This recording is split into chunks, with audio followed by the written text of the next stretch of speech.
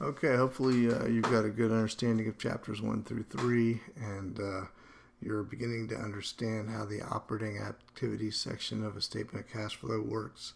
You will have a problem like this on the test. And the first one we have is problem 2. And as I said before, we start out with net income.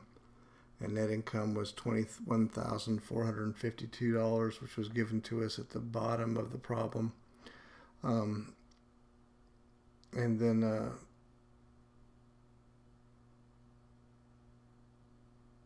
I'm sorry, I was reading it. And then we have the depreciation, which was also given to you at the bottom of the problem of $5,200. Our increase in accounts receivable is going to give us a negative cash flow of $2,242. The way I got that is if you look at 2000x4 of 12,400 and 2000x5 of 14,642. Again, it's an increase of $2,242, which is a decrease in cash flows. I did the same thing with inventory. Inventory increased by or decreased by $200, and a decrease in inventory gives us an increase in cash flows. Remember that assets have an indirect relationship and liabilities have a direct relationship. So finally, we have prepaid insurance, which increased by $736,000 and gives us a decrease of cash flows of $736,000. And then we need to look at our liabilities, and our accounts receivable increased, so it increases our cash flows of $2,516.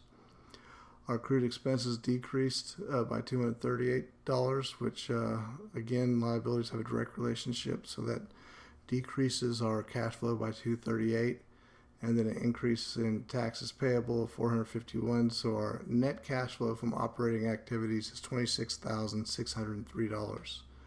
If you remember right, the way that we do our statement of cash flows is we start out with net income. We reverse depreciation, which was subtracted out of the income statement, so it added back into the statement of cash flows. If we had gains and losses, we reverse those as well. This problem does not have those. And then we go through our current asset and current liability accounts, not taking into consideration cash or cash equivalents. Okay, so the second problem, we had to calculate net income. They gave us our revenues and our expenses. So if you remember from the income statement, revenues minus expenses equal net income. So I did that calculation. I got $600,400.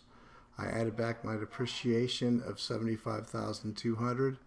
And then I went through it the same way I did problem 1, as I went ahead and calculated the difference in the beginning and the ending periods for my current assets and current liabilities.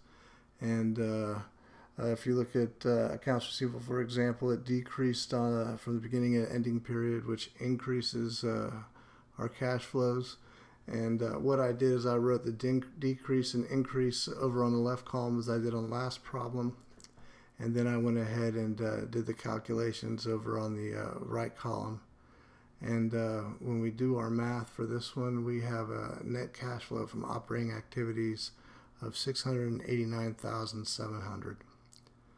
So if you have any questions about statement of cash flows, income statements, balance sheets, or any of the overview of accounting from Chapter 1, don't hesitate to email me before it's test time.